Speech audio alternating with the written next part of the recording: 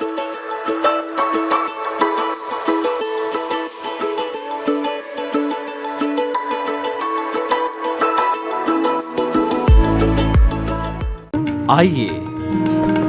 सुनिए, देखिए, समझिए सनातन सत्य। जैसी दृष्टि वैसी सृष्टि, दृष्टि विज्ञान। कुदरत, कुदरती रचना एवं कुदरत के कानून से शाश्वत सुख की प्राप्ति। जोधपुर के परम पूज्य महात्मा उपासक प्रोफेसर डॉक्टर सोहन राज तातेड़ के निर्देशन में सनातन सत्य। जैसी दृष्टि वैसी सृष्टि, दृष्टि विज्ञान।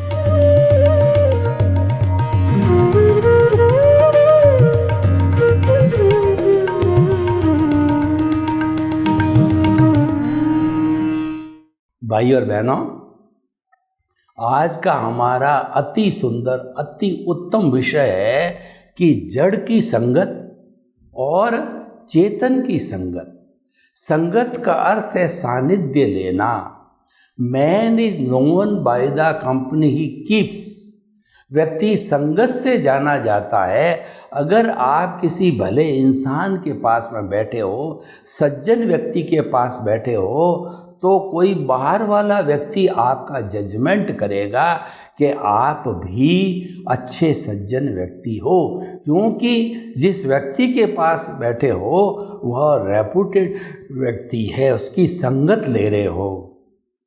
इसके विरुद्ध में आप किसी पियक्कड़ या किसी जुआरी के पास में बैठे हो, अय्यासी के पास में बैठे हो, तो लोग ये अंदाज़ा लगाएंगे कि आप भी ऐसे ही हो, क्योंकि आप उसकी संगत ले रहे हो। इसीलिए हमें संगत का बहुत ध्यान रखना चाहिए और संगत के अनुसार ही हमारा जीवन बनता है, हमारा चरित्र बनता है। और चरित्र का मुख्य जो आधार संगत है। जो छोटे बच्चे होते हैं वो माता पिता की संगत करते हैं, माता पिता की कॉपी करते हैं। माता पिता का जैसा चरित्र होता है, अच्छा या बुरा, वो वैसे बनने चालू हो जाते हैं। इसीलिए कहा गया है, if wealth is lost nothing is lost, if health is lost something is lost, and if the character is lost everything is lost. इसलिए करेक्टर का बहुत ध्यान रखना चाहिए, क्योंकि हमारी भारतीय संस्कृति चरित्र प्रधान है। और दार्शनिक दृष्टि से बात करें तो चारित्र जो है अंतिम मुक्ति का मार्ग है। सम्यक दर्शन, सम्यक ज्ञान और सम्यक तप और सम्यक चारित्र। चारित्र सम्यक होता है जब हमारे को हमारे स्वरूप की अनुभूति चालू होती है, स्पर्श होता है। उसके बिना स्पर्श नहीं हो सकता है। व्यक्ति कितना ही लच्छेदार भाषण दे, कितना ही मीठी मीठी बातें करे, लेकिन उसका चरित्र नहीं है तो वो प्रभाव नहीं पड़ता है। और उसका भीतर का चरित्र अच्छा है तो उसकी हर बात का प्रभाव पड़ता है। और ऐसा कहा भी गया है, जो मन वचन काया की शुद्धि रखते हैं उनके वचन सिद्ध होते हैं। जो सत्यार्थी होते हैं उनको वचन सिद्धि होती है, क्योंकि उनकी तपस्या का प्रभाव है। तो हम आपको कहना चाहते हैं कि संगत का बहुत बड़ा असर होता है। हमारे राजस्थानी में एक कहावत है कि कालियर कने बैठो तो कालियर गुण लो, गोरियर कने बैठो तो गोरियर गुण लो। यानी जैसे व्यक्ति के पास बैठोगे उसके गुण लोगे। और कपड़ा भी जो है, जो हमारी संगत करता है, एप्रन शोज दी मैन। अच्छे जो है कपड़ा पहनने से भी व्यक्ति की पर्सनैलिटी अच्छी बनती है। तो भाई और बहनों, हम आपको बताना चाहते हैं कि आप जीवन भर किसकी संगत करते हो। दार्शनिक दृष्टि से, अध्यात्म विज्ञान की दृष्टि से और सनातन सत्य की दृष्टि से, मुक्ति के मार्ग की दृष्टि से जो है वो संगत, इस ब्रह्मांड में दो तरह की संगत चलती है। एक तो जड़ की संगत और दूसरा चेतन की संगत।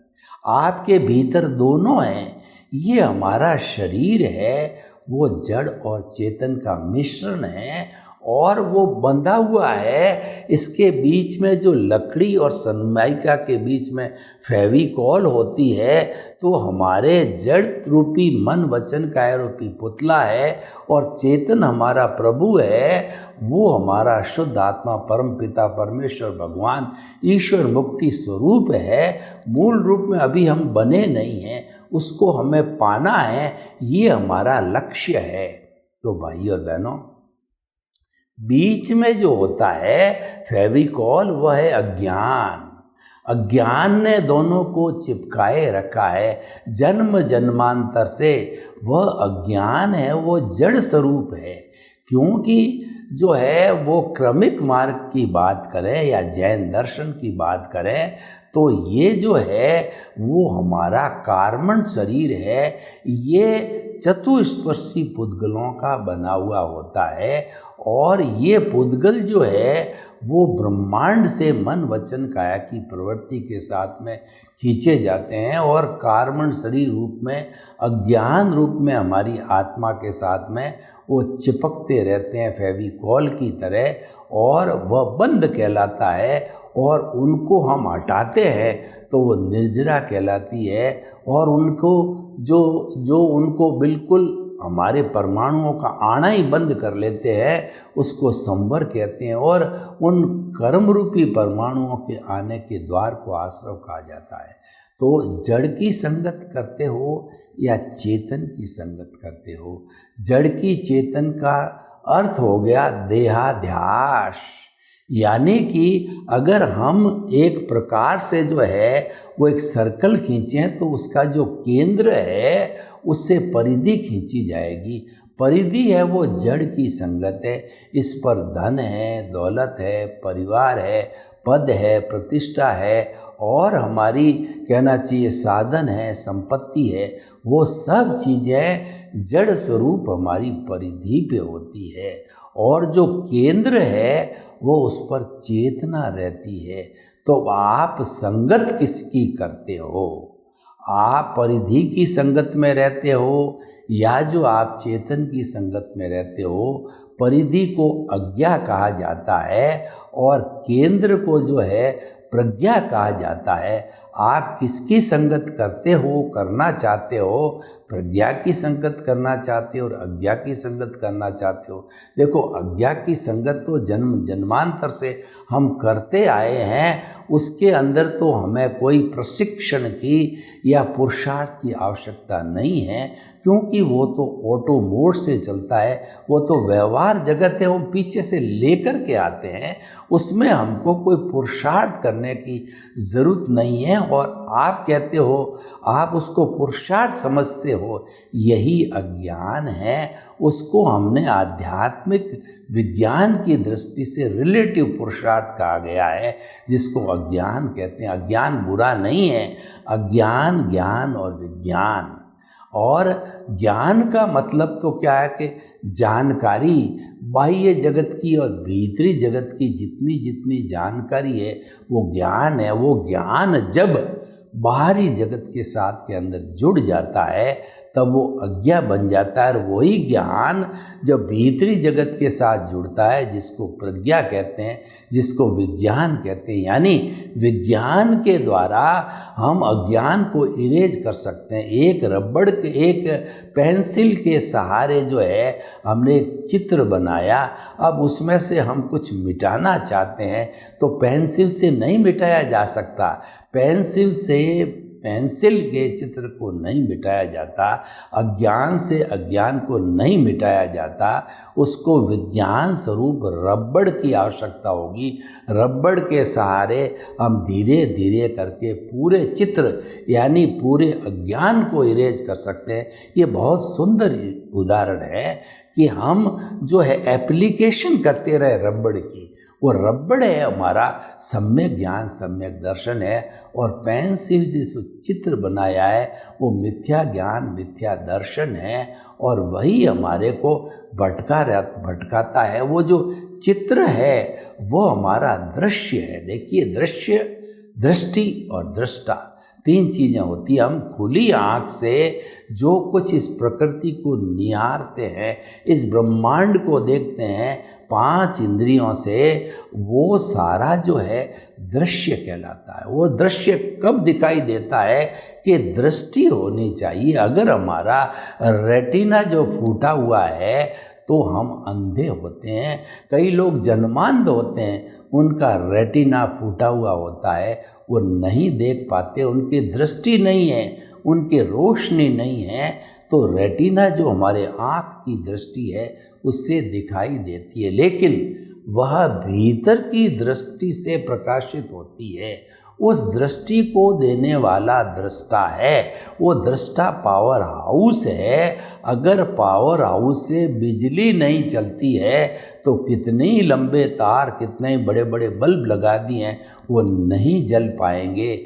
जो चलती है वो बिजली है, वो पावर हाउस से चलती है, वो पावर हाउस से हमारा दृष्टा है, वो शुद्ध आत्मा स्वरूप भगवान है, वो कि हमको दृष्टि देता है। उस दृष्टि से प्रकाशित होकर के जो है दृश्य दिखाई देता है। तो हम आपको ये कहना चाहते हैं कि मूल बात हमारी दृष्टि है। दृष्टि जो है दृश्य को भी देखती है और वो स्व पर प्रकाशक होती है, वो आत्मा को भी देखती है। तो इसका मतलब उस दृष्टि को अगर आप जो है वो जड़ की तरफ देखेंगे तो जड़ की संगत हो जाएगी, और दृष्टि को जो है केंद्र में रखेंगे तो शुद्ध आत्मा स्वरूप आत्मा की संगत हो जाएगी। अब तय आपको करना है, लेकिन ये दोनों साथ साथ चलती है। बाहर की दृष्टि और भीतर की दृष्टि की जो अगर हम लाइन ऑफ डिमार्केशन करें तो बिल्कुल जुड़ी हुई है, और वो साथ साथ चलती है। तब तक चलती रहेगी जब वो एक दूसरे से अलग न हो जावे। जब फेविकोल को तो सनमाइका और लकड़ी से अलग किया जाए तब दोनों अलग होते हैं। अज्ञान रूपी फेविकोल जो है वो मिट जाता है तो वह तो प्रकृति में चला जाता है, और जिसके साथ जुड़ा हुआ है शुद्ध आत्मा परम पिता परमेश्वर, वो सिद्ध शिला में विराजमान होकर के अनंत ज्ञान, अनंत दर्शन, अनंत शक्ति पूर्वक होकर के अजर अमर आत्मा के रूप के अंदर वह जो है वो आनंद का खजाना बन जाता है। फिर कभी इस जड़ की संगत में नहीं आता है। तो भाइयों और बहनों, जड़ की संगत का अर्थ देहाध्यास है, यानी जन्म से मृत्यु तक हम 5 इंद्रियों के सुख को भोगते रहते हैं और उसी में सुख मानते हैं, परंतु दार्शनिक दृष्टि से वो सुखाभास है, सुख का आभास है। हम जड़ के संपर्क में रहते हैं, यानी कभी धन में, कभी दौलत में, कभी स्त्री के अंदर, और कभी मकान के अंदर, और कभी किसी जड़ चीज़ के अंदर हम सुख की अनुभूति करते हैं। वो सुखाभास है, वो मृग तृष्णा है, वो टेम्परेरी है, वो परमानेंट नहीं है। देखिए कि जो हिरण होता है, कस्तूरी उसकी नाभि में होती है, और उसकी महक जब आती है तो इधर उधर पूर्व पश्चिम उत्तर दक्षिण भागता है, ये कहाँ से आ रही है। पर जब ज्ञानी पुरुष ये एहसास कराता है ये तुम्हारी नाभि में है, तब उसको ज्ञान होता है। उसके पहले उसको मृग तृष्णा होती है, और वही मृग जब एकदम प्यासा होता है गर्मी के दिनों में, सामने ताल में देखता है कि सूर्य के रिफ्रैक्शन से ऐसा लगता है कि वो पानी है, और फिर वो वहाँ पर भागता है, उस जगह पहुँच करके देखता है कि पानी नहीं है, मृग तृष्णा है। हम भी वैसे ही कर रहे हैं। ये जितना जड़ के अंदर हम सुख भुगतते हैं ये मृग तृष्णा है, क्योंकि सुख वास्तव में हमारे प्रभु, हमारी आत्मा का जो है वो गुण है, लक्षण है, और वो भीतर विराजमान है। तो कहने का अर्थ ये कि आप आनंद की खोज बाहर कर रहे हो, वो ठीक उस बुढ़िया की तरह है। एक बुढ़िया के झोंपड़ी के अंदर उसकी सुई गुम गई, झोंपड़ी में अंधेरा था, और बाहर जो म्युनिसिपैलिटी की लाइट थी, बाहर आकर के वो देखने लगी तो एक युवक आया कि माई माई क्या ढूंढ रही हो? मेरी सुई गुम गई ढूंढ रही हूँ। तो कहाँ गुमी माई? कि मेरी झोंपड़ी में गुमी। तो यहाँ क्यों देख रही हो? कि यहाँ पर लाइट है इसीलिए देख रही हूँ। तो हम भी वैसा ही करते हैं कि सारी चीज़ें बाहर खोजते हैं और वही जड़ की संगत है, यानी बाहरी जड़ पदार्थों के अंदर जो कि नाशवान है, जो कि गलन मिलन धर्मा है, जो कि अवस्था से जुड़ा हुआ है, जो कि हमारे भुगतान से जुड़ा हुआ है, हमारे हिसाब से जुड़ा हुआ है, हमारे उदय और प्रारब्ध से जुड़ा हुआ है, हमारे लेने देने से जुड़ा हुआ है, उसके अंदर लुप्त हो जाते हैं। और जीवन नहीं, जन्म जन्मांतर से हम ऐसा करते आ रहे हैं। तो ऐसा करते रहने से हमारी कॉजल बॉडी, कार्बन शरीर, लिंग शरीर, अज्ञान पुष्ट होता रहता है और विज्ञान जो है बेचारा शिथिल होता रहता है। हमें विज्ञान को पुष्ट करना है, अज्ञान को शिथिल करना है। और विज्ञान पुष्ट कब होगा? जब हम चेतन की संगत करेंगे। चेतन की संगत का मतलब केंद्र में रहेंगे। हम जो है वो बहिरात्मा से अंतरात्मा बनेंगे। वो अंतरात्मा प्रतिष्ठित आत्मा है, वो पुरुषार्थ करने वाली आत्मा है। उसके अंदर दो तरह का पुरुषार्थ होता है, एक लाइव पुरुषार्थ होता है और एक मैकेनिकल पुरुषार्थ होता है। जो मैकेनिकल तो हमारा उदय प्रारब्ध है, वो तो ऑटो मोड से चलता है, उसके अंदर कुछ करना नहीं होता है। जो लाइव पुरुषार्थ दो तरह का होता है, एक तो रिलेटिव पुरुषार्थ और दूसरा रियल पुरुषार्थ। रिलेटिव पुरुषार्थ जो होता है वो जड़ की संगत से होता है और रियल पुरुषार्थ होता है वो चेतन की संगत में रहता है। यानी हम अगर चेतन के पाले में रहते हैं, चेतन की भजना करें, चेतन के गुणों को याद करें और चेतन से वार्तालाप करें और चेतन चेतन का ही करते रहें, तो हमारे को जो कुछ भी कोड चढ़ेगा कर्मों का, वह मोक्ष के लायक और सहायक पुण्य मिलेगा, वो हमें मुक्ति की ओर ले जाएगा। और जो चेतन के इर्द गिर्द रहने का अर्थ ये है, हमारी प्रज्ञा जागृत रहेगी। प्रज्ञा जागृत का अर्थ ये है कि हम कुदरती रचना को देखते रहेंगे। जो कुदरती रचना को देखता रहता है वह सन्यासी है और वो जड़ के जो है साथ रहता है वह व्यक्ति संसारी है। बिल्कुल सीधी डेफिनेशन है। कुदरती रचना देखना संसारी है और देहाध्यास में कुदरती रचना देखना संन्यास है और देहाध्यास में रहना संसारी जीवन है। तो आपको तय करना है कि आपको किसकी संगत करनी है। हम तो यही चाहेंगे, आपको शाश्वत सुख की प्राप्ति करनी हो तो आप चेतन की संगत में रहिए, चेतन के पाले में रहिए। और चेतन जो है वो अति सूक्ष्म है, वह जो है वह अरूपी है, वो दिखाई नहीं देता है, लेकिन उसकी प्रेजेंस के बिना हमारा ये शरीर जड़वत है, हमारा शरीर जो है मृतवत है। तो उसके रहने से ही ये एक्टिव होता है और चेतन की तरह काम करता है। इंद्रियों का जो है काम होता है, शरीर का हलन चलन होता है।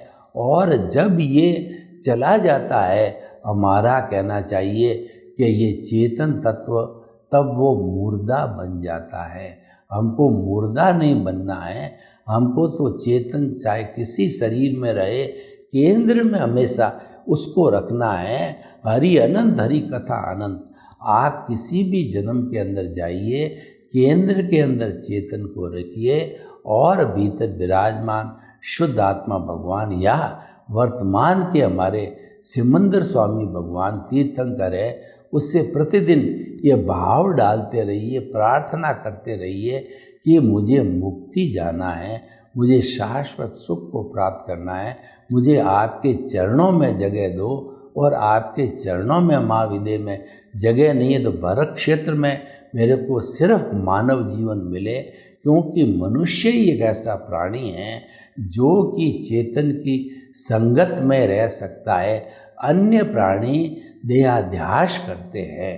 तो इसीलिए मानव जीवन एक दुर्लभ जीवन है और इसको तो हमारी जो वैदिक परंपरा ने उसको इतना दुर्लभ बताया है कि 8 भव निरंतर सुकृत करते रहो, तब जाके 9वां भव मनुष्य जीवन मिलता है। और इसमें कोई कोताही बरत दी तो आप जो है वह मनुष्य जन्म नहीं पा सकते हो। और उसके बाद अगर आप मिस हो गए तो 99 जन्मों के बाद के अंदर आपको मनुष्य जन्म मिलेगा। और उसमें भी कोई कोताही बरती गई तो 999 जन्मों के बाद में मनुष्य जन्म मिलेगा। तो भाइयों और बहनों, हम आपको बताना चाहते हैं कि आप चेतन के पाले में रहना चाहते हो तो आप हमेशा जो है वह जो कुछ भी जन्म से मृत्यु तक मन वचन काया की क्रिया होती है उसको कुदरती रचना देखते रहो। ये कहा गया है कि मन वचन काया तथा उससे जुड़ी हुई हर अवस्था मात्र कुदरती रचना है। उसको देखते रहो, देखते रहो, देखते रहो। और जो ही आपने उसमें रिएक्शन किया, यानी कि रिएक्शन का अर्थ यह है कि आप तन्मयाकार हो गए।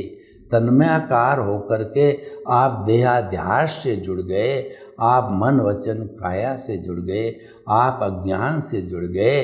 तो अज्ञान से अज्ञान मल्टीप्लाई होगा। और आप प्रतिक्रिया नहीं करी तो there will be no causes.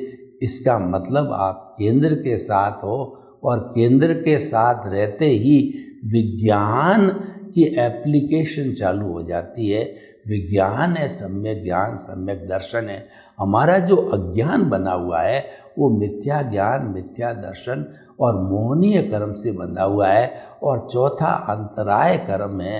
ये तीनों कर्म शुद्ध हो जाते हैं, टूट जाते हैं तो अंतराय ऑटोमेटिक टूट जाती है।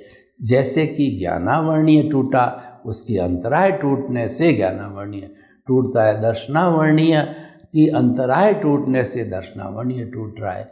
मोहनीय की अंतराय टूटने से मोहनीय कर्म टूटता है। जब तीनों टूट जाते हैं तो चौथे का अस्तित्व नहीं रहता है, वह भी टूट जाता है। ये तो तीनों की हाजिरी के साथ ही अंतराय कर्म रहता है। तो भाइयों और बहनों, हमें जो अज्ञान को तोड़ना है तो सबसे पहले मोहनीय कर्म जो है वो हमारा दर्शन मोहनीय है। इसका अर्थ ये है कि अनंतानुबंधी जो हमारा कषाय है उससे मोहनीय कर्म जो है, दर्शन मोहनीय पैदा होता है। और जब तक हम उस दर्शना मोहनीय को समाप्त नहीं करेंगे तभी कर्म बंधन रुक नहीं सकता है। तो उसको जो है वो ज्ञानी पुरुष की मदद की सहायता से और हमारी केंद्र में आत्मा की सहायता से पुण्योदय से उसको जो है समाप्त करके हमको no ownership, no doership, no blame, no claim की स्थिति में रह करके और जो उसको समाप्त करना है। तो भाइयों और बहनों, हम आपको बताना चाहते हैं कि आप निर्णय करो, आप लक्ष्य बनाओ कि किसकी संगत में रहना है। अगर आपने लक्ष्य बनाया कि मुझे चेतन की संगत में रहना है तो ये लक्ष्य भव भवांतर में साथ चलते रहेगा। यानी कि हमारा डेवलप्ड ज्ञान दर्शन है वो कैरी फॉरवर्ड होगा। और आपने लक्ष्य बनाया कि नहीं मुझे तो अज्ञा की संगत में रहना है, जड़ की संगत में रहना है, अज्ञान की संगत में रहना है, तो जन्म जन्मांतर से वो तो चला ही आ रहा है, उसमें कोई नई बात नहीं है। यानी कि जड़ की संगत तो हमारे पहचानी हुई है जन्म जन्मांतर से। ये जितने भी सत्संग कराई जाती है, जितने भी धार्मिक ग्रंथ है और जितनी भी धार्मिक क्रियाएं होती है, उन सब का लक्ष्य एक ही है, मैं कौन हूँ इसकी अनुभूति कराना।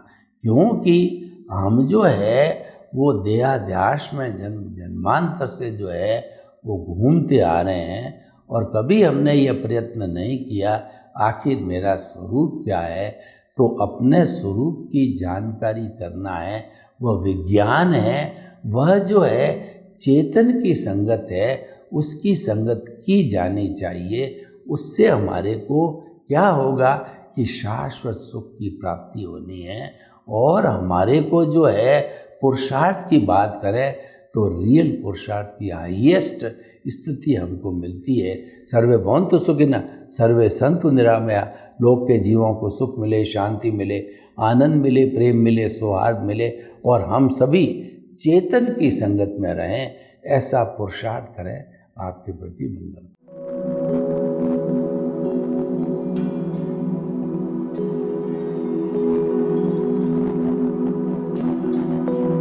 एक ऐसा अंतर्राष्ट्रीय ख्याति प्राप्त मानव जो गुरु प्रेरणा से पिछले 20 वर्षों से वानप्रस्थ जीवन जीते हुए 24 घंटे मानवता की सेवा में संलग्न है। एक ऐसा मानव जो अभी राष्ट्रीय, अंतर्राष्ट्रीय टीवी चैनलों पर 7,500 एपिसोड के माध्यम से सनातन सत्य, आत्मविज्ञान एवं पुनरुत्थान, व्यवहार एवं निश्चय जगत के जीवनोपयोगी विषयों पर हृदय स्पर्शी प्रवचन कर चुका है। उस मानव का नाम है महात्मा उपासक प्रोफेसर डॉक्टर सोहन राज तातेड़। प्रोफेसर तातेड़ द्वारा योग, दर्शन, शिक्षा विषयों पर रचित पीएचडी स्तर के 250 शोध ग्रंथ भारत के 100 प्रतिष्ठित विश्वविद्यालयों में शोधार्थी पढ़ रहे हैं तथा वे सभी शोध ग्रंथ वहां की सेंट्रल लाइब्रेरियों में उपलब्ध हैं। महात्मा सोहन राज ने अभी तक हजारों स्कूलों, कॉलेजों, विश्वविद्यालयों एवं संस्थाओं में सेमिनार, वर्कशॉप, कैंप लगाकर लाखों विद्यार्थियों को योग, दर्शन, शिक्षा का प्रशिक्षण देकर उन्हें सुसंस्कारित किया। डॉक्टर तातेड़ ने भारतीय संस्कृति उत्थान के 4000 से अधिक समसामयिक विषयों पर आर्टिकल लिखकर ऑनलाइन जर्नल, पत्रिकाओं, वेबसाइट्स पर प्रकाशित किया, जिसका उपयोग लाखों पाठक कर रहे हैं। उपासक तातेड़ के 5000 से अधिक आज का सुविचार, आज का शुभ संदेश, आज का मंगल भावना योग आदि चिंतन websites, Twitter, blogger, Facebook, YouTube माध्यमों से लाखों लोग अपना जीवन निर्माण कर रहे हैं।